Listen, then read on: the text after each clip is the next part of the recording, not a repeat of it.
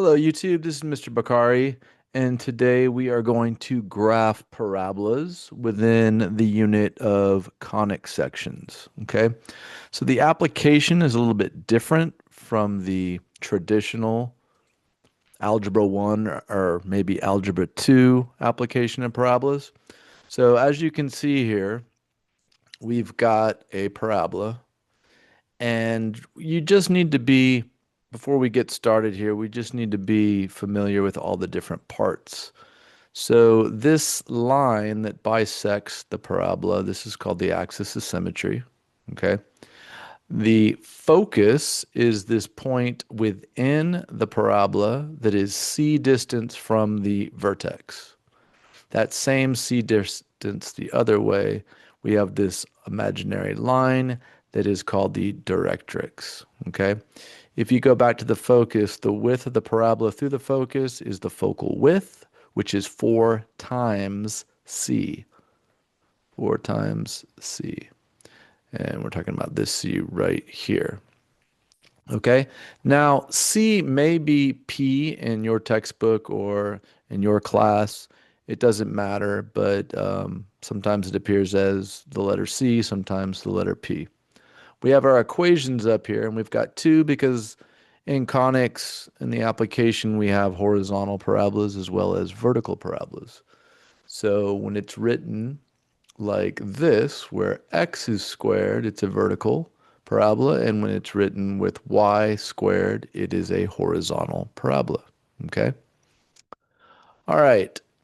Other than that, let's talk about eccentricity a little bit. Okay? So you're probably going to be asked for the eccentricity of the parabola. What this is it's a single number that tells us the shape of a conic, how close it is to being a circle. So therefore, a circle has an eccentricity of 0 because a circle is a perfect circle. And then as you deviate, in other words, move to an ellipse, then you get further from being circular and the eccentricity rises. So an ellipse has an eccentricity between 0 and 1. And then you get to the parabola, which is less circular, and all parabolas have an eccentricity of 1. And then from there, you go to the other conic section that you'll probably study, which is hyperbolas, which has an eccentricity that is greater than 1. So it is the least circular of the four. Okay, so that's what that means. The only other thing I want to show you is that you just need to be in touch with the orientation of the parts in respect to the parabola. So in other words, if I turn this parabola horizontal, notice the axis of symmetry is horizontal and the directrix is vertical. But if we are looking at a vertical parabola, now the axis of symmetry is vertical and the directrix is horizontal. Okay? The focus is always within the parabola. The directrix is outside the parabola. Okay. Once we get into application, we can talk more about how the focus and the directrix apply. All right. But today we're just going to graph some parabolas. So what we've got here is an equation that is in vertex form. And if it's not in vertex form, with my students, I like to write it in vertex form. Just because the students are usually most familiar with it, because at this point you've been studying parabolas for a long time and you're used to the traditional standard form or the vertex form. Now, what's important is that A, which is our leading coefficient or our vertical stretch or compression, is equal to 1 over 4c. And that's where that letter C comes in. Or like I said, in your text or in your class, it could be a P. Okay? And every conic, you need to be familiar with this formula that each conic has. It's a unique formula that basically ties together the distance of C. Okay? So for a parabola, it's this right here. All right, so let's look and let's gather some information here. First, we want to look at the vertex. Okay, there's our vertex right there in vertex form. That's HK. Okay, typically. But in this case, since it is a horizontal parabola, that is KH. Okay, because our X's and Y's have all flipped. All right, so you know you're looking at a parabola within the realm of conic sections because you've only got one squared variable. All right. The other conics all have x and y squared. So I know it's a parabola because I have one square, and I know it's horizontal because y is squared. And so that's why I know I'm looking at KH here. So when I write the vertex, you got to be careful. You want to write it as HK. So our vertex is at negative 1, 3. Okay, so we can come over here, negative 1, 3, plot our vertex. All right, and we can see also that this graph opens to the left. And we know it opens to the left because A is negative. A is negative. So if A is negative, it opens to the left. If A is positive, it opens to the right. Okay, so our focus is going to be to the left. Now, how far to the left? That distance C. So what we do is we take A, which is negative 1/8, and we set it equal to 1 over 4C. So what would C be in order for this to be equal? It would be 2. Now, it's not important that A is negative or positive here because this C is a distance, so we're always going to use it as a positive value. Okay, so that's your equation you set up. You fill in for C, and C equals 2. So that means 2 units from the vertex, you've got a focus. Okay, again, it's going to go to the left because this opens to the left.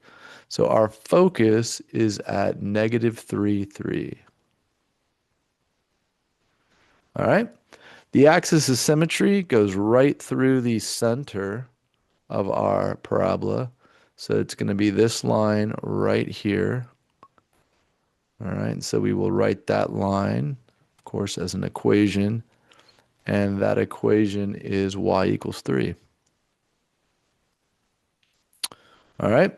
Now the directrix is c distance the other way. So if we go 1, 2 the other way, we've got a line that runs vertical because this is a horizontal parabola. And so the equation of that line is going to be x equals 1. All right. Now the focal width is just 4 times c. Okay, so c is 2, so the focal width is 8. That's important because that's the width of the parabola through the focus. So if we go to the focus and we split the focal width in half, we can go up 1, 2, 3, 4, and we can go down from the focus 1, 2, 3, 4, and we have the width of our parabola. Okay, so you're able to graph it just like that.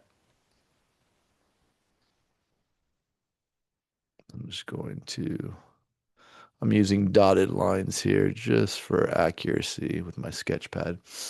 Okay, so there's our parabola. Our eccentricity is always going to be 1 for a parabola. There's nothing to calculate with a parabola for eccentricity. Okay, and now we are done. Okay, all right, let's look at one more. Okay, if you'd like to try this on your own, I encourage you, pause the video, come back, and we will go over it.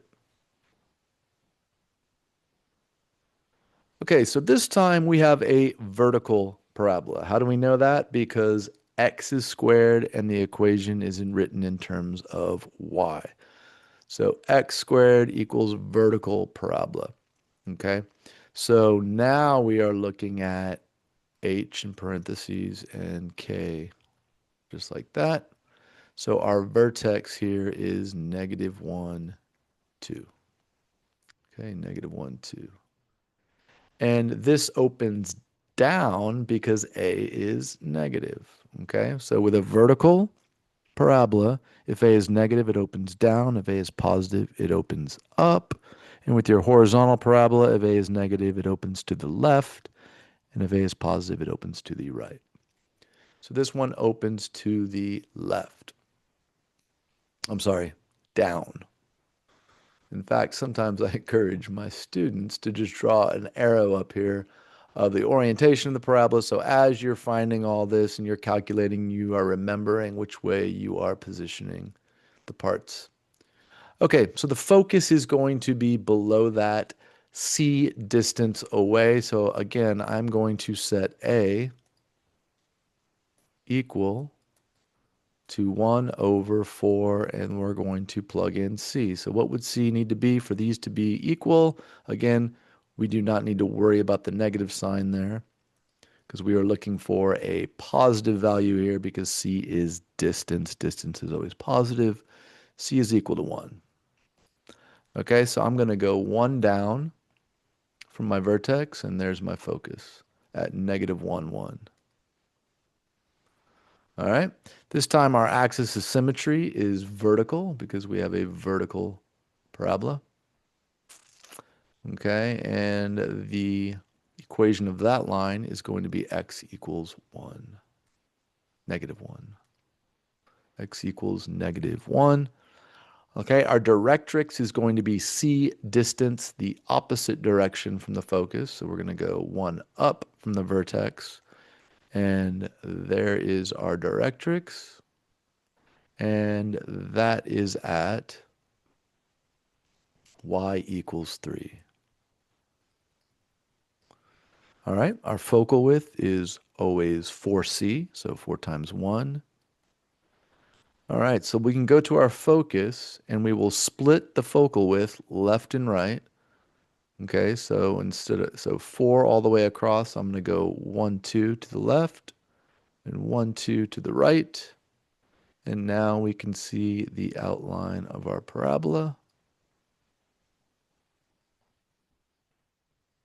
Just like that. Okay, and again, our eccentricity is always 1 for a parabola. And so those are probably all of the parts that you would be responsible for labeling and graphing here. Maybe your instructor will have you label the focal width maybe with a dotted line sometimes. Okay. And as you can see, this is also an alternate way of graphing any parabola without using transformations. So that's pretty cool as well. Okay, so all of these parts will become important and they will all make sense once we get into the application of conics. So look for those videos here soon, and I hope this helps you out.